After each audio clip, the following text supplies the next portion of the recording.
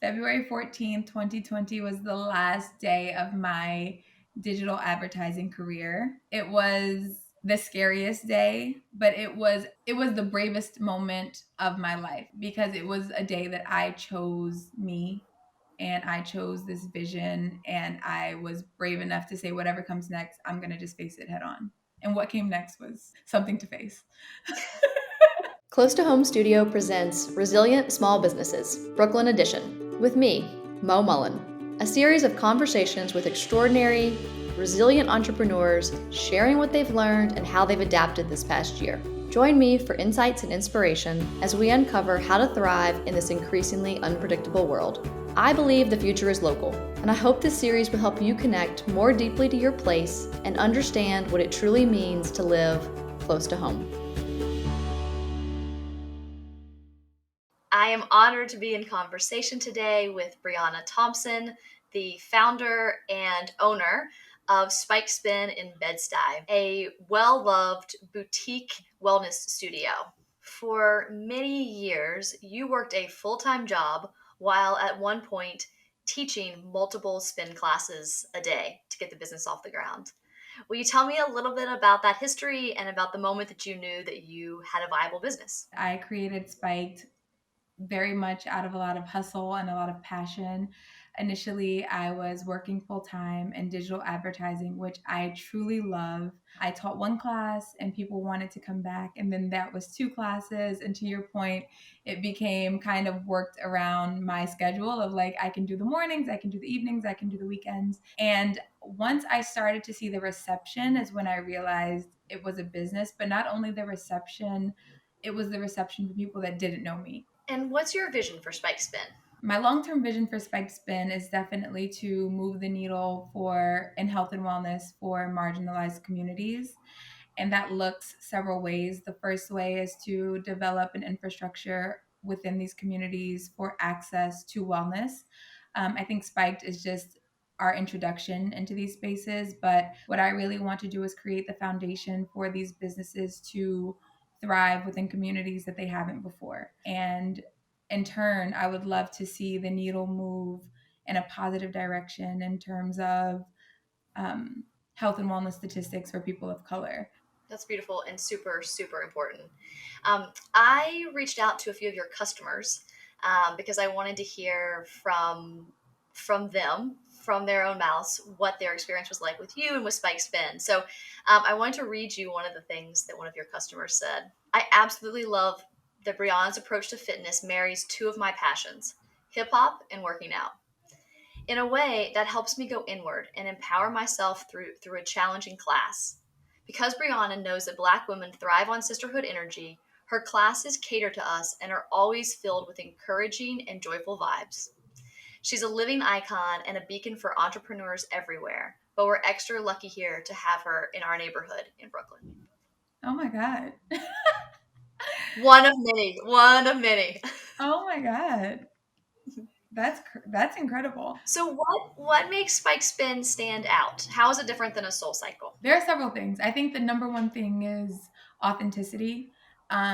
I started at Soul Cycle. That was my introduction to boutique fitness. That was my introduction to boutique cycling. I loved the concept of the rhythm and the bike. Naturally, I'm a rhythmic person. I used to dance. And so being able to marry two things that I love, the dancing with the hardcore workout, which is also something that I enjoy, it was kind of like a no-brainer for me. But I felt that there were definitely nuances missing in the experience. And that's where Spiked came to fill that void. Unfortunately or fortunately, most businesses are not created with certain segments of the demographic in mind. And it's to no fault of anyone. It's kind of like the structures that we live within, and I understand that. But with that said, those nuances are what matter to allow people to see themselves in a different way and to experience themselves in a new way. And I think that's what Spiked brings to the industry. It's not thinking of these people second. It's not thinking of these people after social injustice happens. It's saying, I knew that you mattered before George Floyd passed away, I knew that you were here and that you deserved a great experience and that you deserve to see yourself. And I never want to mince words or make it that Spiked is only for people of color or only for marginalized people, because that's not, just like Soul is not only for wealthy people. But I think the difference is being okay with saying, I created this with you in mind first. And I think that's a very important distinction, because these communities do require a different type of loving, a different type of embrace, a different type of community. And I think that's where Spiked really checks those boxes of creating an environment and experience that's special and unique. One of the most amazing things about small businesses is that they, because they're so close to the ground, they have this chance to like really listen to and be connected to their customers. And Mm-hmm.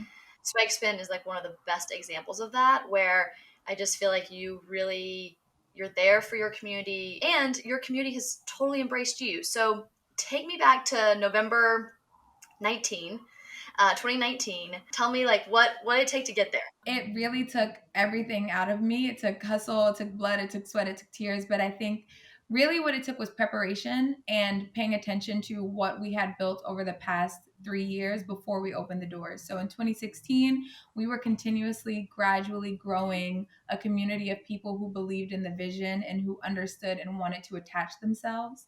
And so I think that was the number one thing that gave me the confidence to say I will not take a salary from this business. That was one.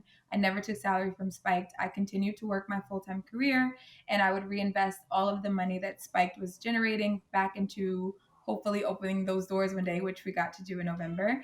And then any extra money that I made at my career, like after I paid my bills, I'm like, okay, this goes into Spiked. So it took literally all of my money. And we wanted to do it that way. I say we, my husband also invested his money into it.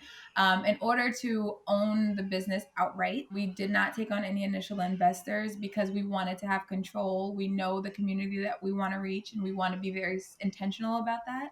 And really it was just seeing the growth. We didn't jump out there day one and say we're going to buy this brick and mortar in New York City and take on all these expenses. We did it very lean, we did it very strategically, and everything kind of aligned in terms of where I was in my career, the opportunities that were presenting themselves for Spike, the revenue that we were generating within a shared space, a limited schedule, them really dictating how we could grow the business. And it was just like time for us to step out. Take me back to March. You've had this crazy February, you've left your job, you've spent years preparing financially and just the curriculum and all the kind of components of what Spiked is going to be.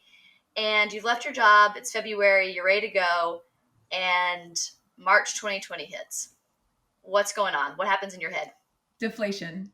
I left my job on a high, a very, very high. I was on Good Morning America. I had a lot of extremely great press.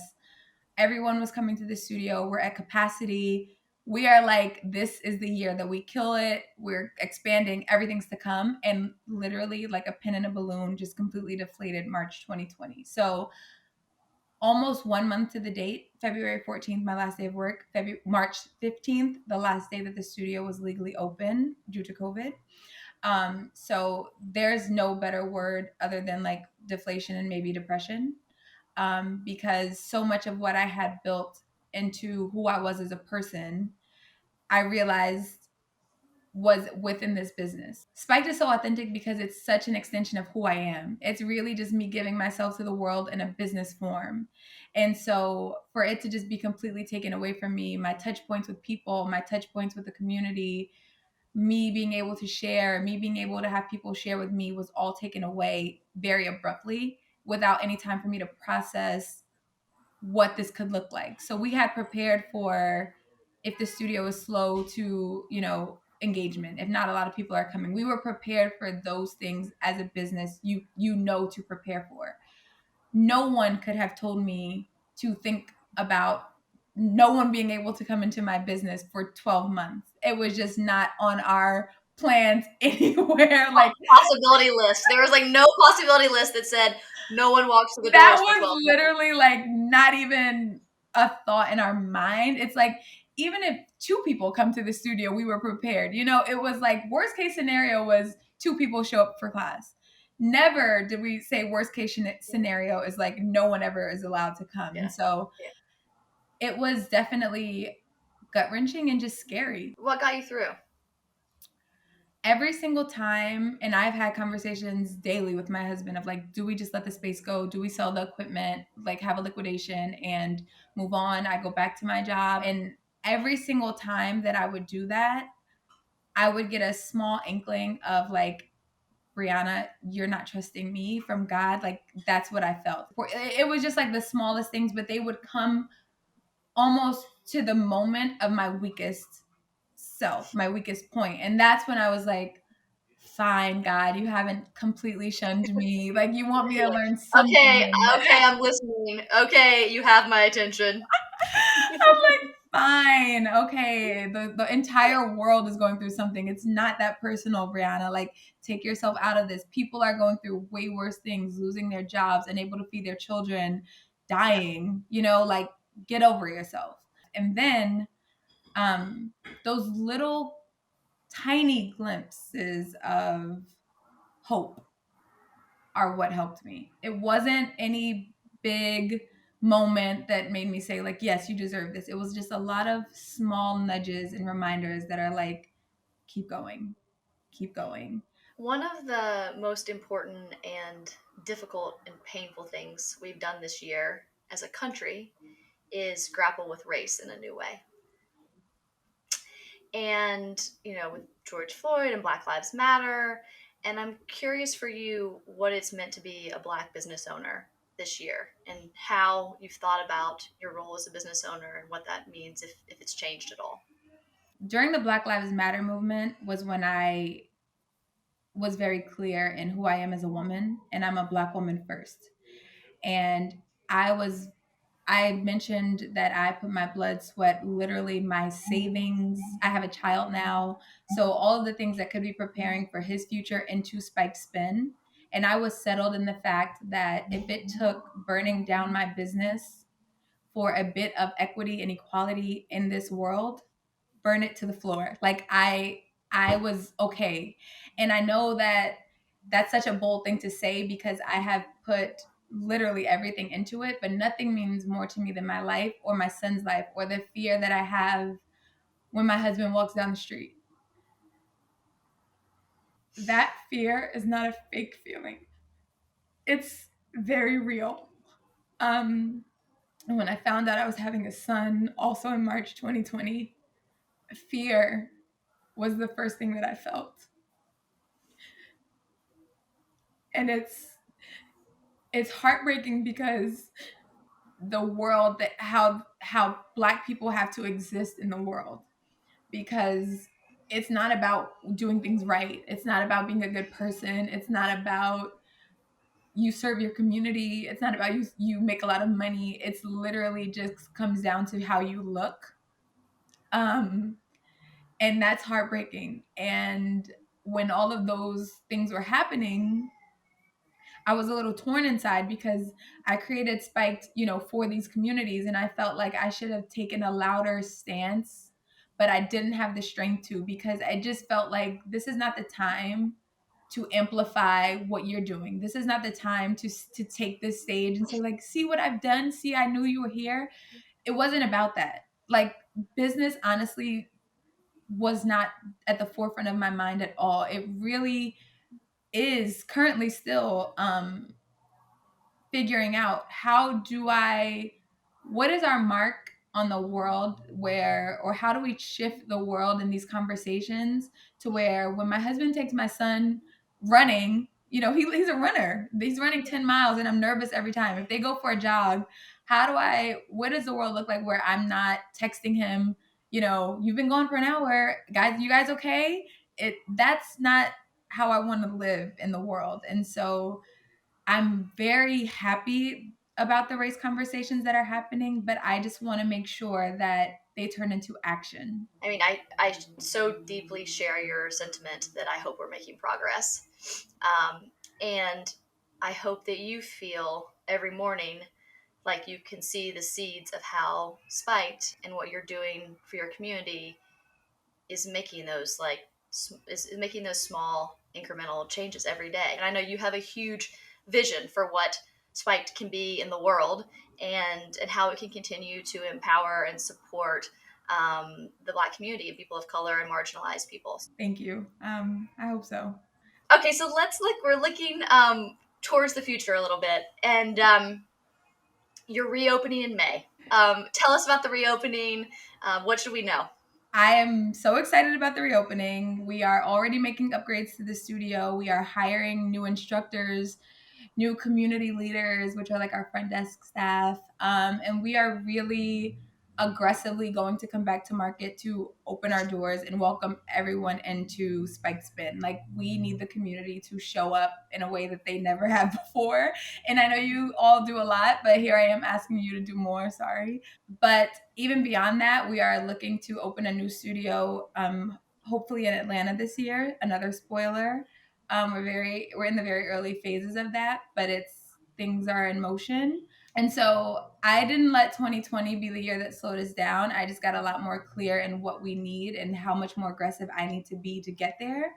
And so I'm ready. Speaking of not slowing down over this crazy year, do you want to share with folks a little bit about it's Spiked Sweat, right? The app. Yes, we are releasing Spiked Sweat, which is an app that will allow us to amplify personal trainers from different cities that don't have the platform to share their expertise. And the thing about our app is that we want to make it as seamless and easy to use as possible. A lot of wellness apps, fitness apps are very overwhelming. They provide so many options. But again, knowing our audience, we want to make sure that it's clear if you've never worked out before or if you've worked out all the time, this is something that you can figure out how to use and how to integrate into your life to make it a lifestyle shift. Spike Sweat is definitely a part of our rollout. We have new merch. We have new products. So all of this is will be rolled out throughout the month of May, which also happens to be the 5 years from May 2016 when we had our very first ride. So it's kind of serendipitous how the timing works and how everything is coming together. So come through, buy a hoodie, download the app. Did I miss anything? Okay. Download the app, come through, buy the hoodie. I want to thank you for having this conversation. But more than the conversation, I also want to thank you for all your creativity and your grit and your vision and hanging in there this year. Thank you.